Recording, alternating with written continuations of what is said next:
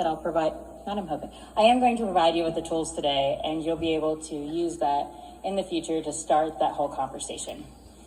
So, how did I get here? Research ops is often a curious bunch. You might be like, how did you get? This seems really loud. Okay, all right, so how did she get here? How is she curious? I essentially started out in a small town, and I'm not going to tell you my entire life story because they've literally told me I only have 15 minutes. But I'm a small town girl. Where I come from, it's everybody knows everybody. You are literally like Jim's granddaughter.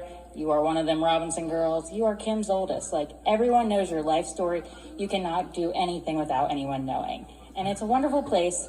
Everybody's super kind. My sister actually followed in my grandmother and my mother's footsteps with teaching.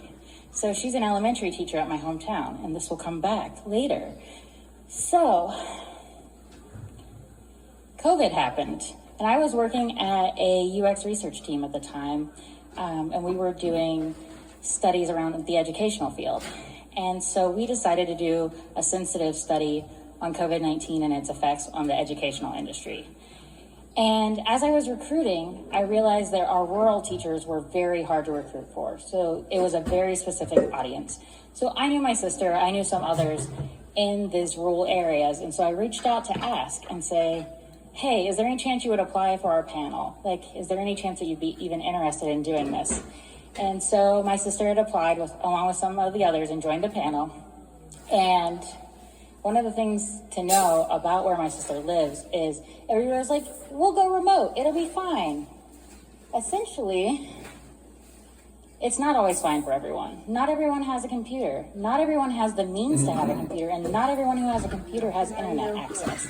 And so these are very important statistics, and it's a very important perspective to have, especially when you're trying to figure out how you can best cater to those who need your help. And so for this educational publisher, I knew we had to have this hard to recruit audience. And my sister was actually selected to be in the study.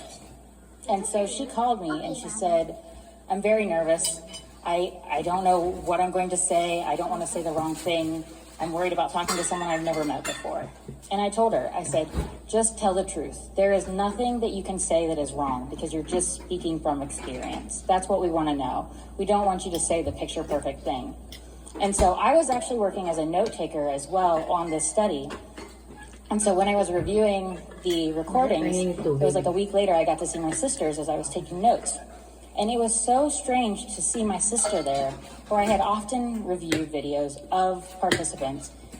And I know this person, and it's not just any person, it's my sister. And so she said, I worry about my kids, not seeing them every day, not knowing how they are. We don't have a lot. It's hard, but you do the best you can with what you have. And that was actually one of the quotes that they ended up putting in one of the reports. But when I was watching this back, it hit me that our participants are not just our participants. Like, here she is nervously biting her nails, looking away from the camera. She's scared to be here, but she's still doing it because she knows her voice should be heard.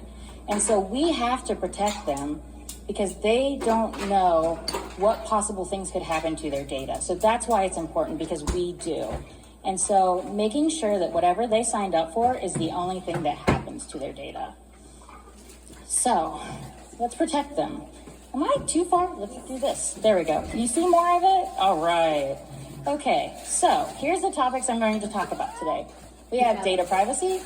We're going on a scavenger hunt. We're writing it down, and we're forming the fellowship. So that's the 4 general topics. So data privacy. What do we need to know? First off, we need to know I am not